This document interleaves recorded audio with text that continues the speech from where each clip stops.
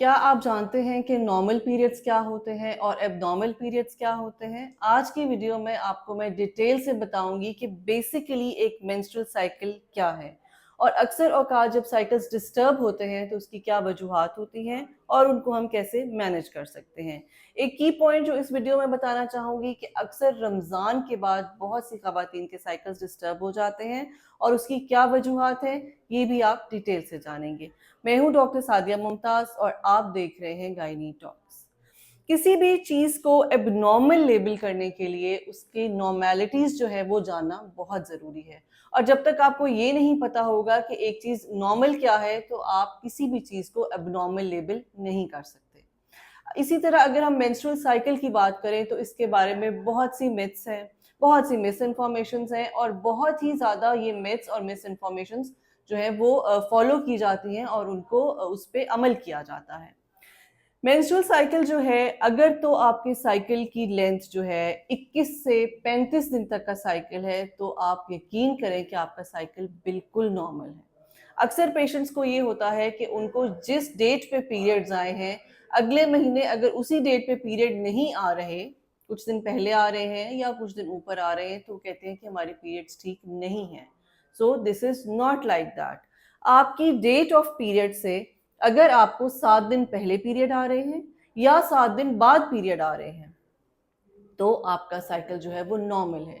एक ideal cycle जो कि सिर्फ 20 से 25% खवातीन का होता है वो होता है 28 डेज का साइकिल, जिसमें हर माह अपनी डेट से 2 दिन पहले साइकिल आ जाता है। सो अब 25% को तो ये होता है, तो क्या बाकी 75% खवातीन जो है उनके साइकिल्स अब नॉर्मल है? नो, बिल्कुल भी नहीं। अगर तो सबसे पहले तो इस चीज को देख ले कि अगर आप साइकिल के 21 से लेकर 35 डेज लेंथ पे फॉल कर रहे हैं तो आपका पीरियड एक्यूरेट है, नॉर्मल है। एक और जो मिसकंसेप्शन है, अक्सर खवातीन को मैंने देखा है जब वो आती हैं और हम उनसे हिस्ट्री लेते हैं तो कहती हैं जी मुझे हर 14, 15, 16 दिन के बाद पीरियड्स आ जाते हैं। वो ये किस तरह से काउंट करते हैं? वो पीरियड के उन 7 डेज को उसमें काउंट नहीं करते। पीरियड के 7 डेज आपके साइकिल में ही आते हैं। आपको अपने पीरियड की जो लेंथ काउंट करनी है वो डे 1 से करनी है। यानी कि अगर आपको यकम को पीरियड्स आए हैं और उसके बाद आपको 21 को पीरियड्स आ जाते हैं, 22 को आ जाते हैं, तो ये नॉर्मल है। यानी उसी महीने में 2 दफा, अक्सर आप पेशेंट्स आकर ये कंप्लेन करते हैं कि जी मुझे इस महीने में 2 दफा पीरियड्स आए हैं। और फिर जब हम उनसे हिस्ट्री लेते हैं तो वो पता चलता है कि वो 21 डे के साइकिल था। इसलिए उनको एक ही महीने में 2 दफा पीरियड्स आए। ये दो चीजें अब तक आपको क्लियर हो चुकी होनी चाहिए कि एक तो साइकिल की लेंथ 21 से 35 दिन में फॉल करनी चाहिए और जो साइकिल की लेंथ आपने काउंट करनी है वो आपने काउंट करनी है डे 1 ऑफ योर पीरियड। दूसरी चीज है amount of bleeding. Amount of bleeding का भी एक बहुत ही बड़ा जो है ना वो रौला ही मैं तो उसको कहूंगी। अक्सर पेशेंट्स आके कहते हैं जी हमें खुल के पीरियड्स नहीं आते, हमें ज्यादा ब्लीडिंग नहीं होती। अब मरीजों का ख्याल ये होता है, खवातीन का ख्याल ये होता है कि ये कोई गंदा ब्लड होता है, ये कोई टॉक्सिक ब्लड होता है जिसका जिस्म से निकल जाना बेहतर होता है। और अगर नहीं निकल रहा तो इसका मतलब है वो पेट में कहीं कलेक्ट हो रहा है और इससे जी हमारा पेट फूल रहा है, देखिए हमारा पेट इतना बढ़ गया है, क्योंकि हमें अमाउंट ऑफ ब्लीडिंग जो है वो कम होती है। सबसे पहले तो इस चीज को अंडरस्टैंड कीजिए कि पीरियड्स का blood is not a toxic blood. ये कोई जहरीला खून नहीं है, ये आपके अपने ही जिस्म का खून है। ये आपके बच्चेदानी की सबसे जो अंदरूनी लेयर है, क्योंकि जो भी क्रिएशन है, जो भी हमारे जो लिविंग थिंग्स हैं, हम स्पेशली अगर हम इंसानों की बात करें तो ये साइकिल रिप्रोडक्शन के लिए बना है, यानी अफजाइश नस्ल के लिए। हर साइकिल में बॉडी तैयार होती है प्रेगनेंसी के लिए। और जब अगर प्रेगनेंसी नहीं हुई तो जो अंदरूनी लेयर तैयार हुई होती है इसमें बच्चे की जो है इम्प्लांटेशन होनी होती है। इसी लेयर से बच्चे का प्लेसेंटा बनता है और इसी से बच्चे को खुराक जाती है। जब प्रेगनेंसी नहीं होती तो ये लेयर टूट के बॉडी से निकल जाती है और आपको ब्लीडिंग हो जाती है।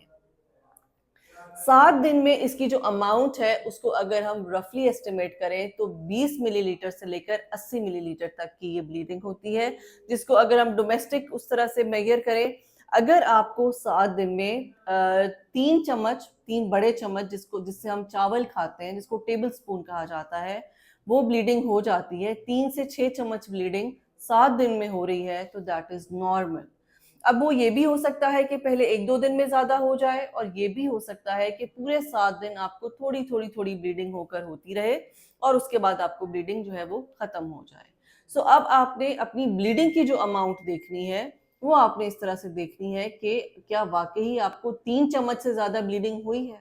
अगर तो 3 चम्मच से ज्यादा ब्लीडिंग है तो अमाउंट ऑफ ब्लीडिंग भी आपकी नॉर्मल है। चौथी चीज है आपके डेज ऑफ ब्लीडिंग, कि जरूरी नहीं है कि आपको 7 दिन ही ब्लीडिंग होती रहे, या जरूरी नहीं है कि आपको सिर्फ 3 दिन ही ब्लीडिंग हो। 7th डे ये जरूर होता है कि 7th डे के बाद अगर आपको ब्लीडिंग खत्म होके, ब्राउन डिस्चार्ज खत्म होके व्हाइट पानी आने लग जाता है, तो दैट मीन्स आपके ब्लीडिंग डेज आर ओवर। ये 3 भी हो सकते हैं और 3 से 7 भी हो सकते हैं। हाँ, अगर 10 से ज्यादा होते हैं या सिर्फ 1 या 2 दिन होता है, then that is a problem. लेकिन अगर ब्लीडिंग डेज आपके 3 to 7 हैं तो ये भी नॉर्मल है।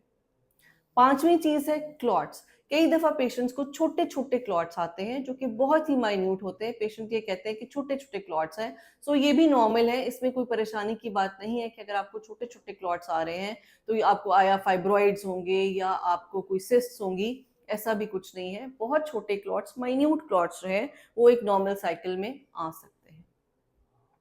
अब डिस्कस करते हैं, ये तो हो गए नॉर्मल साइकिल। अब हम एबनॉर्मल साइकिल वेरिएशन देखते हैं कि जो कि अक्सर पेशेंट्स को हो जाती है, जिसको हम एबनॉर्मल कहते हैं। कि आपके साइकिल की लेंथ जो है वो, जैसे कि मैंने बताया, 21 से 35 नॉर्मल है। कि अगर तो 21 दिन से पहले ही साइकिल आ जाता है या फिर 35 दिन से ऊपर चला जाता है, 40 दिन, 45 दिन, 2 माह, 3 माह इसके बाद पीरियड्स आ रहे हैं, तो ये एबनॉर्मल है। ब्लीडिंग की अमाउंट अगर देखी जाए तो अगर बिल्कुल ऐसा है कि अगर सिर्फ जैसे 1 टेबल स्पून आ रही है तो इसका मतलब है ब्लीडिंग की अमाउंट कम है।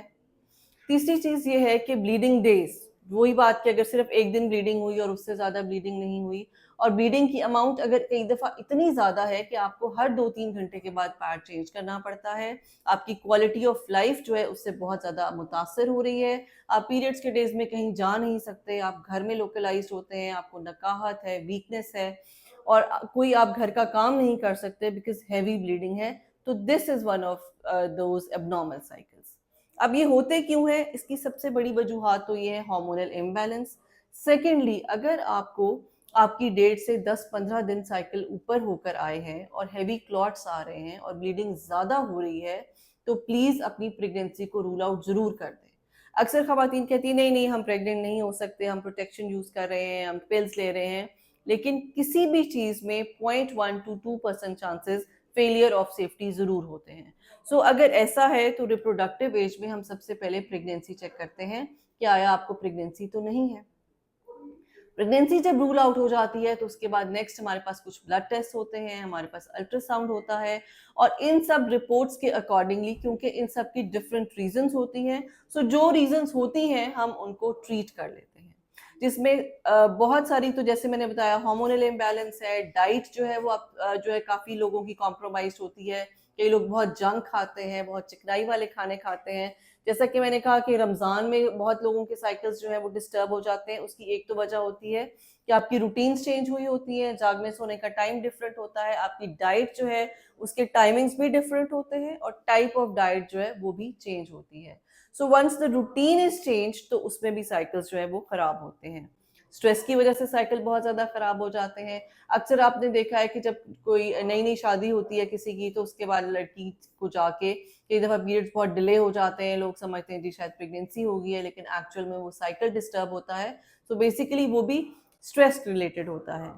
पीरियड्स के लिए हमारे ब्रेन में 2 हार्मोन्स हैं, हाइपोथैलेमस एंड पिट्यूटरी, और हमारे यूट्रस में ओवरीज हैं। सो पीरियड्स का मोर देन 50% ताल्लुक जो है वो ब्रेन के साथ है, और फिर उसके बाद ओवरीज के साथ है। So stress is also one of the causes कि आपके साइकिल्स डिस्टर्ब होते हैं। और साथ ही साथ अगर आप एंटी डिप्रेसेंट्स गोलियां खाते हैं, डिप्रेशन के लिए गोलियां खाते हैं, तो उसमें भी साइकिल्स डिस्टर्ब होते हैं। सो बेसिकली इस वीडियो का मकसद ये था कि आपको ये बताया जाए कि नॉर्मल साइकिल क्या है और एबनॉर्मल साइकिल क्या है। हम अपनी किसी नेक्स्ट वीडियो में डिटेल से एबनॉर्मल साइकिल की जो वजूहात हैं उनके ट्रीटमेंट्स को डिस्कस करेंगे। तब तक के लिए अल्लाह।